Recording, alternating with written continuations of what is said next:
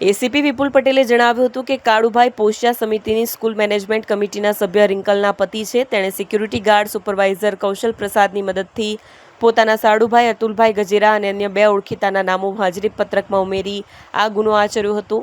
નોંધનીય છે કે કાળુ વિરુદ્ધ 2022માં કામરેજમાં સ્કૂલમાં મારામારીનો ગુનો પણ નોંધાયેલો છે.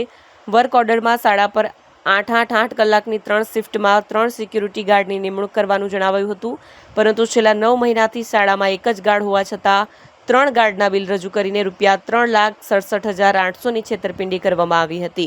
આ ફરિયાદના આધારે લસકાણા પોલીસે ગુનો નોંધી આરોપીઓની ધરપકડ કરી છે. नगर प्राथमिक शिक्षण समिति के इंचार्ज शासन अधिकारी ने लसकाना पुलिस स्टेशन में एक एप्लीकेशन अर्जी दी थी। उस अर्जी की विगत ऐसी थी कि एक शक्ति सिक्योरिटी एजेंसी को नगर प्राथमिक शिक्षण समिति ने एक वर्क ऑर्डर दिया था। इसमें स्कूल यानी शाला को सिक्योरिटी गार्ड प्रोवाइड करने के लिए टोटल 3 सिक्योरिटी गार्ड रखने का प्रोविजन था। इसमें 8 कलाक इंटू 3 मतलब 24 कलाक का सिक्योरिटी गार्ड वहाँ स्कूल में रहेंगे।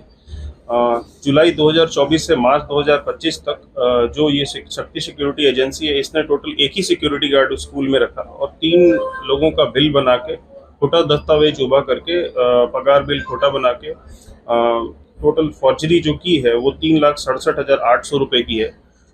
इसमें जो मुख्य आरोपी है वो कालू मगन भाई पोशिया है और ये शांति निकेतन सोसाइटी कटोदरा में रहने वाला है। और दूसरा जो कौशल प्रसाद लखन प्रसाद है, इसने हाजिरी जो हाजिरी का वाउचर है उसने ये बनाया और ये कालू भाई मगन भाई इसने अपने साड़ू भाई अतुल भाई गजेरा को नौकरी पे रखा खोटा दस्तावेज उभा करके। वहाँ पे सिर्फ एक ही सिक्योरिटी गार्ड था लेकिन 3 का पगार वो लेते थे।